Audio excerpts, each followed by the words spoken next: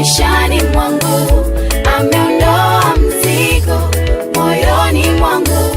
Bwana Yesu asifiwe. Jina langu naitwa Godfrey Athanas Kiando. Ni mwimbaji wa nyimbo za Injili. Napenda sana huduma yangu ya mwimbaji wa nyimbo za Injili. Nimetendewa na yeye, amefuta aibu maishani mwangu, ameondoa mzigo moyoni mwangu, amefuta aibu maishani mwangu, ameondoa mzigo moyoni mwangu.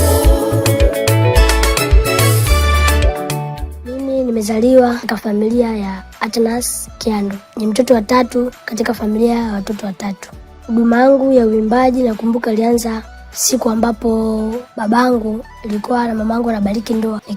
Nikamwambia baba kwamba nataka kuimba. Baba akaniuliza wimbo gani? Nikamwambia baba, mimi nataka kuimba. Wimbo lakini ulikuwa sio wangu. Nakumbuka ulikuwa ni wimbo wa Joel Lwaga. Maisha haya ninapita tu, hali ya sasa ni kwa muda tu, mchezi wangu yu hai. Kwanza kipaji cha uimbaji nilikuwa nacho toka mdogo.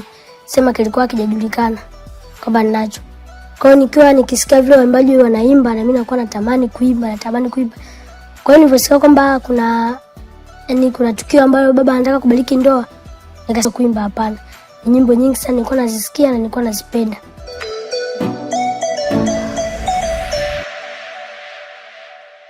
Nimetendewa na yeye, amefuta aibu maishani mwangu, ameondoa mzigo moyoni mwangu, amefuta aibu maishani mwangu, ameondoa mzigo moyoni mwangu. Anayenipa ujasiri, anayenipa nguvu na anayeniendesha sana ni wazazi wangu. Siwezi kusema nataka kuwa kama nani, maana huwezi jua mipango ya Mungu ameipangeje.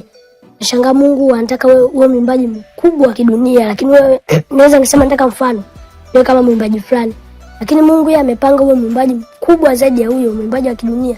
Alafu tunajua ulimi unaomba. Kwa Mungu amekupangia wewe ni mwimbaji mkubwa kidunia, lakini wewe unavyojipangia kuwa mwimbaji kama mtu fulani, linaweza likatimia na mipango ya Mungu inaweza sitimizwe. Kwa mimi vyovyote atakapopanga Mungu, natamani ni mwimbaji mkubwa sana. Unijua wanaweza simulia nilikotoka, haikuwa kawaida, ametenda. Mimi nimetendewa na Mungu. Mungu we mwenzenu, nimetendewa na yeye. Mungu we mimi nimetendewa na Mungu. Mungu we mwenzenu, nimetendewa na amefuta. Safari yangu ilianza kwa kwanza ni mpaka nikasema ni akubariki ndoa, ndo nikaimba. Nikaja tena nikamwambia bwana nataka niimbe kwenye sikukuu ya watoto.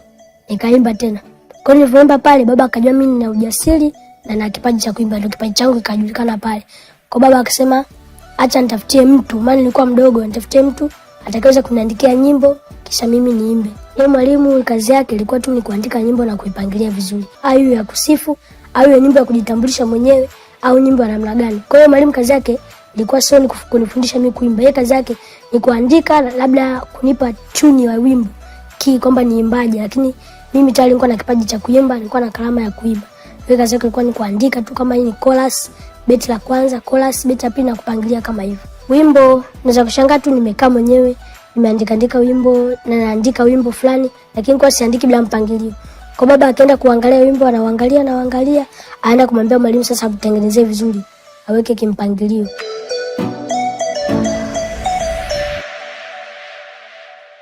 Shairi kukumbuka ngoja sikumbuki kwamba ilikuwa naimbaje, lakini nakumbuka idea zangu za nyimbo za mwanzoni ilikuwa ni kujitambulisha, nilikuwa kutengeneza nyimbo, lakini ya kujitambulisha ndio nilifanikiwa na ndio ilikuwa nyimbo yangu ya kwanza kabisa ambayo ilikuwa ni ya mwaka 2019.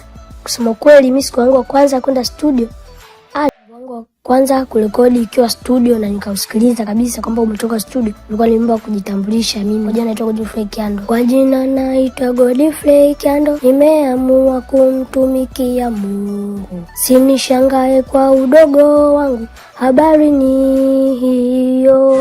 Kwa jina naitwa Godfrey Kiando, nimeamua kumtumikia Mungu. Usinishangae kwa udogo wangu, habari ni hiyo.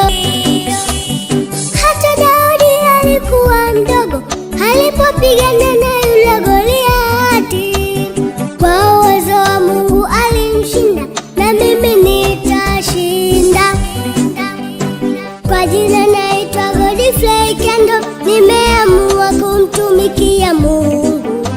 Usinishangae kwa udogo wangu, habari ni hiyo. Hata Daudi alikuwa mdogo alipopigana na yule Goliati, kwa uwezo wa Mungu alimshinda, na mimi nitashinda.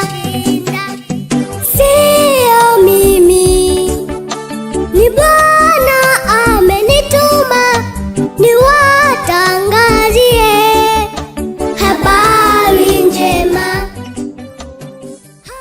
Hata Daudi alikuwa mdogo alipopigana na yule Goliati, kwa uwezo wa Mungu alimshinda, na mimi nitashinda.